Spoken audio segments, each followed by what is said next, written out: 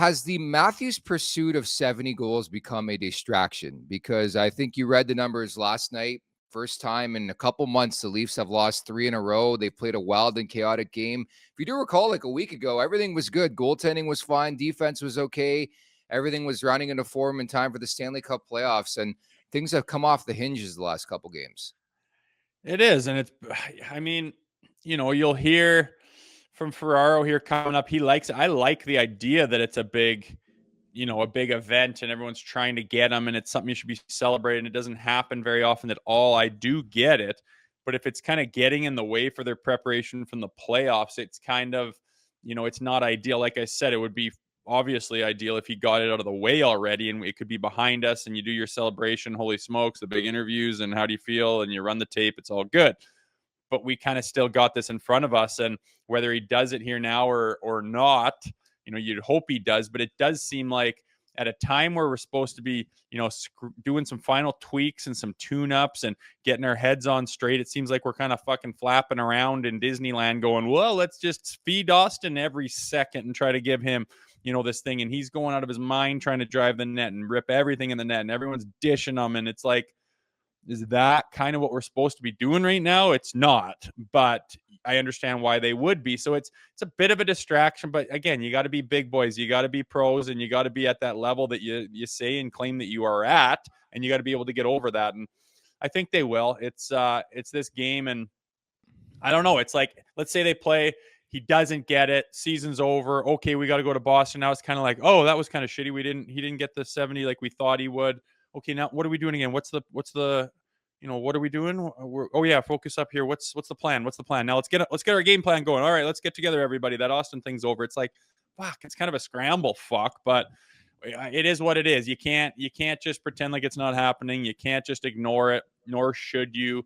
But they got to be pros about it. Hopefully he gets it done. But I just really want the focus to be on confidently entering the playoff sphere and being ready to go game one.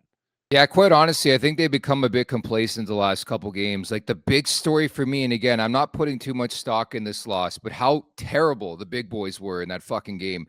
Marner -3, Nylander -3, Tavares -3, Matthews -3, Bertuzzi -3, Riley -4, a combined -19 for the majority of your big dogs, all your big dogs. I don't know what's going on with Willie Nylander, man. Like this guy has just called it. He called it 10, 15 days ago. I'm not going to be the guy that piles on. My hope is that game one of the playoffs, Nylander shows up. I'm going to be the guy who makes 11 and a half sheets a season. But we've seen this rodeo way too many times when they play physical teams that these guys do not want the smoke. Mitch Marner was great in the first period. After that, tough night. Nylander had his moments early on. After that, tough night. I thought Auston Matthews was fighting it all game. I know he had a couple opportunities.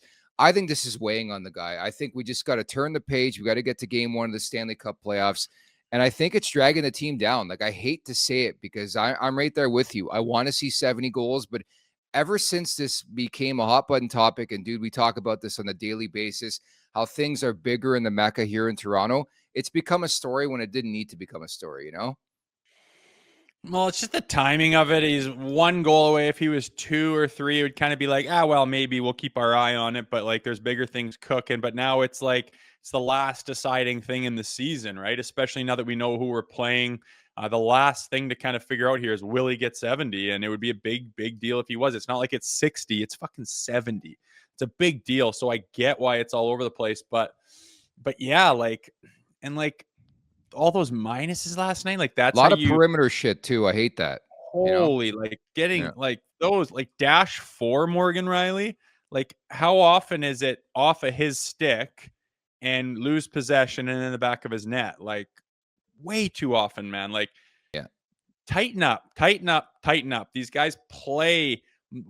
Vast majority of their hockey is good hockey. Look at where they are. Look at their record. Look at their history here this season. The vast majority of their hockey is good, solid, dominant hockey. So you have to channel that, man. They got to be big boys, and there's no other way around it. But it's in that locker room. You've got to be better. You've got to be ready to go. And it's fucking broken record season. I hate even saying it, but as fans of this team, I know we hear them every day.